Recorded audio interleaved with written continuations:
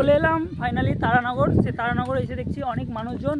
আর একবার আপনাদের পদ্মাটা দেখি, যে স্রোত দেখেন পদ্মার, যে পদ্মার জলের স্রোত কতটা আসছে আর কত জায়গা কেটেছে, আপনাদেরকে একবার দেখালে বুঝতে পারবেন আপনারা এই দিকটাই।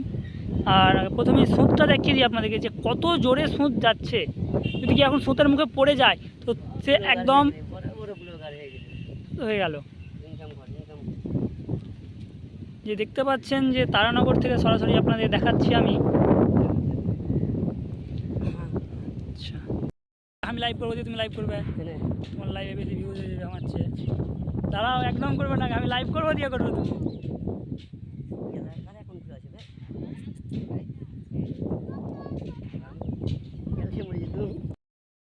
যে তারানগর, লালগোলা তারানগরে যে কেটে গেছে পদ্মার পাশেই, সেগুলোকে আপনারা বাঁশ দিয়ে সব আটকা রাখার ব্যবস্থা করেছে যেন না কেটে যায়।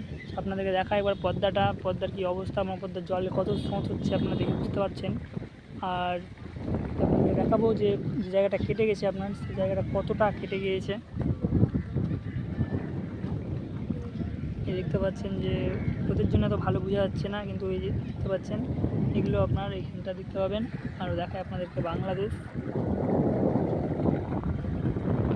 এটা হচ্ছে উপরটা হচ্ছে আপনার বাংলাদেশ, আর এই দাঁড়িয়ে এটা হচ্ছে ইন্ডিয়া। কাটি আর পদ্মার জলে দেখেন যে কতটা স্রোত, কতটা জোরে স্রোত আসছে, মনেই হচ্ছে যে পানি এখন পর্যন্ত বাড়ছে। আর হচ্ছে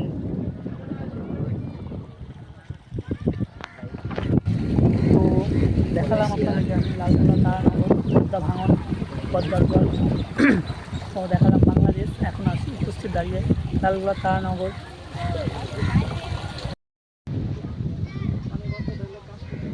যে জায়গাগুলো কেটে গেছিলো সেগুলো দেখাই একবার।